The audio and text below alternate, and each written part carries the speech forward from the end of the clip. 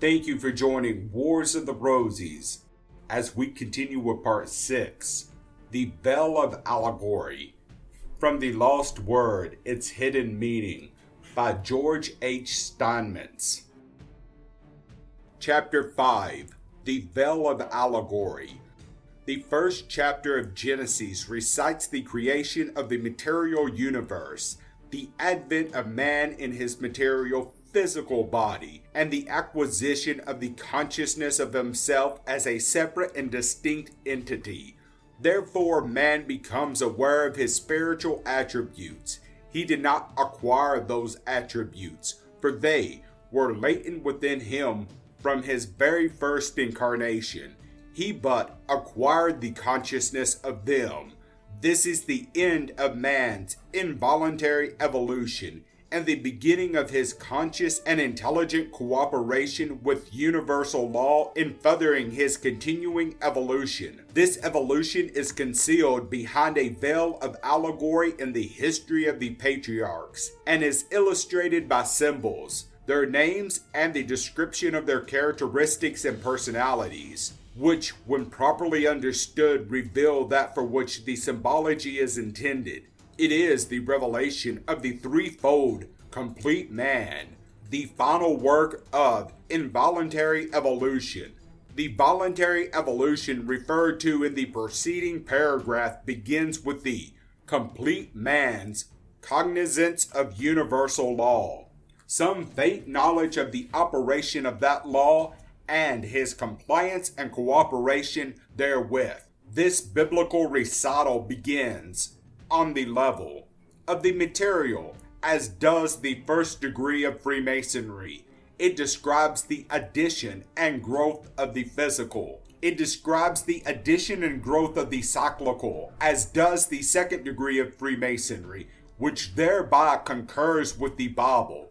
Then the acquisition of the consciousness of the existence of that which we term the spiritual. It brings man to the position where he is capable of understanding of the law, and then instructs him how to proceed in the application of the law to his own evolution. It shows him how to proceed to do for himself, consciously and voluntarily, that which had previously been done for him by the law of evolution during the period of his development, when he was ignorant of the very existence of such a law. Before the lodge prayed for you, you must pray for yourself, exactly as in the Masonic teaching, which is taken therefrom. It is discovered that a substitute is given, that the true is never divulged, and that each individual is left to discover the right for himself, to work out his own destiny, having been furnished with all the necessary clues whereby he may pursue his quest. This means he must think, and we add, quoting from an ancient Masonic degree, if he can think, for the law is strictly impersonal. To unveil this mystery and delve into the unknown content, we shall adopt the technique of psychoanalysis. This is a distinction, however, which must be kept in mind. In the case of the individual, the unconscious content is the result of inhabitation of thoughts distasteful to the objective mind, and which, having been refused conscious recognition, are suppressed beneath the surface of consciousness. Herein is not so much unconscious repression as an intentional and consummately skillful concealment of the facts. This concealment is for two definite purposes. Firstly, the unworthy and unqualified may not come into possession of the divine knowledge, which might be used for selfish and evil purposes detrimental to the welfare of humanity in general and the individual in particular. Knowledge is power, and until man obtains the moral rectitude and spiritual growth whereby he acquires wisdom as well as knowledge, power is a dangerous thing to entrust to his keeping. If one is inclined to question this ancient precept, He has but to recall the recent wars and the present chaotic condition of the world. Power-drunk men in command of scientific knowledge and utterly devoid of ethics, moral responsibility, or love of humanity use that knowledge in an attempt to enslave the entire world. Only by the grace of God, and the phrase is used advisedly, were they prevented from accomplishing their purpose. It is a sad commentary on man that fruition of so much of his technical advancement has come under the stress of war and for destructive rather than constructive purposes. Secondly, that the worthy and well qualified, by their very search for that which is lost, duly and truly prepared themselves to benefit more through its discovery, if and when they make the discovery of their own free will and accord, and by their individual effort.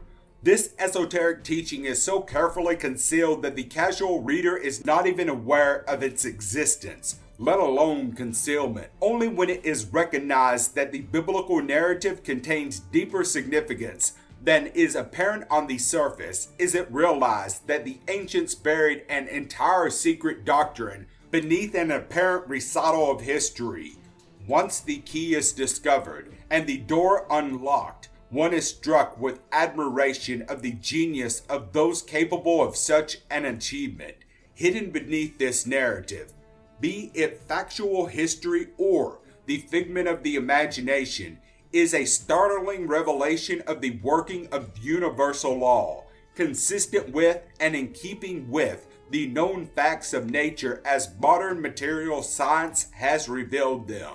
This narrative is so logical that it should convince the open-minded investigator that these ancient philosophers knew far more of the origin and early development of the race than do we moderns. One point must be constantly borne in mind in a study of the Great Light. The Old Testament is allegory, history, nomenclature, and numerology combined and intertwined.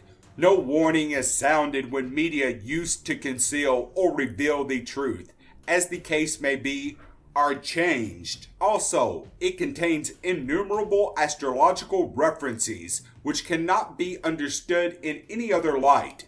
To a great extent, the Old Testament is an exposition of the negative aspects of universal law.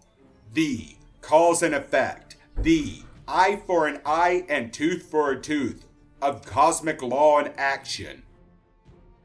This expression is generally misinterpreted. At no time did the Jews literally interpret it to mean to put out the eye of him who had put out the eye of another, or cut off the arm of one who had caused another to lose an arm. Following is comment by Leeser on chapter 21, verse 24 of Exodus. According to the laws as executed in Israel, see Baba Kama 8:1. This injunction was understood as applying merely to make restitution in money for injury inflicted. That this exposition is strictly conformable to the sacred text can be proven from the passage, Numbers 35:31. And ye shall not take a ransom for the life of a murderer who is guilty of death, which clearly means, from a murderer ye shall take no ransoms, but ye may do it from one who inflicts a wound only.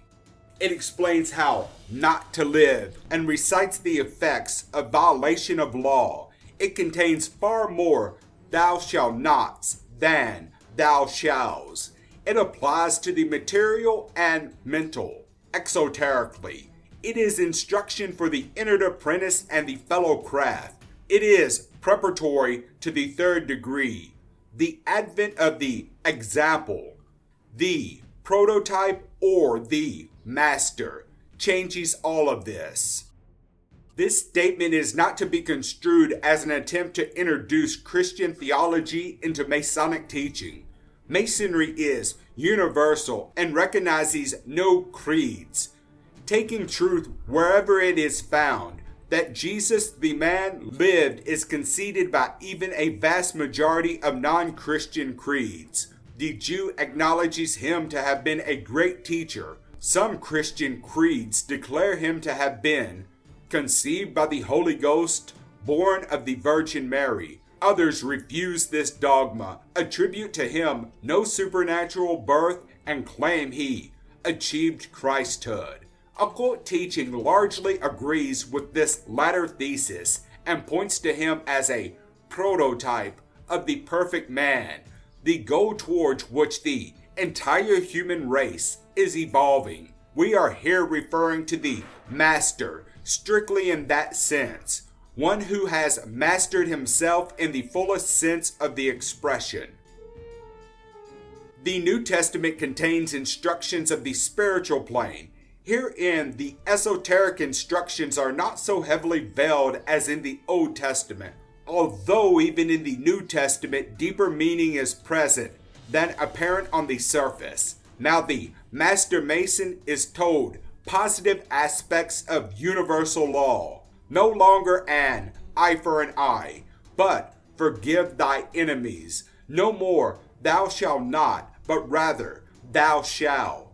Now, not so much instruction of how not to live and the horrible consequence of violation of law. Instead is found wise counsel, how to live, and the benefits resultant from cooperation and obedience to universal law. The old law is not abrogated. The Master Jesus assures that such is not the case, for he says, "Think not that I came to destroy the law, but to fulfill." Matthew 5:17.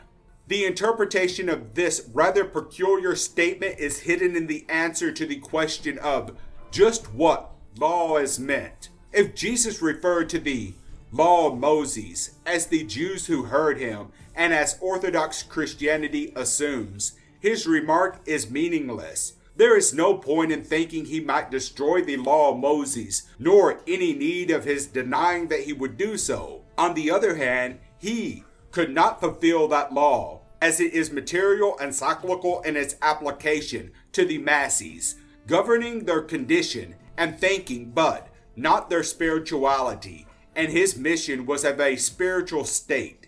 The law to which Jesus referred is universal law.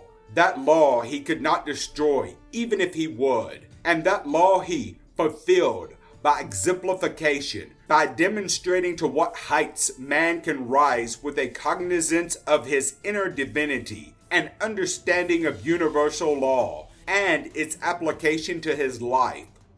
There is no greater exposition of universal law as expounded in the degree of Master Mason than these words of the Master. And one of the scribes came, and having heard them reasoning together, and perceiving that he had answered them well, asked him, "Which is the first commandment of all?" And Jesus answered him, "The first of all the commandments is, Hear, O Israel, the Lord our God is one Lord. And thou shalt love the Lord thy God with all thy heart, and with all thy soul, and with all thy mind, and with all thy strength. This is the first commandment, and the second is like, namely this, Thou shalt love thy neighbor as thyself. There is none other greater commandment than these." This is a faulty translation, showing the usual lack of knowledge of Hebrew tradition. In the Hebrew, there is no mention of one Lord. The correct translation is, "Hear, O Israel, the Lord our God is one." Thank you for watching, and please don't forget to share, like, subscribe, and comment. And if you can, please consider donating to Wars of the Rosies. Links to PayPal and Patreon are in the description. Thank you so very much.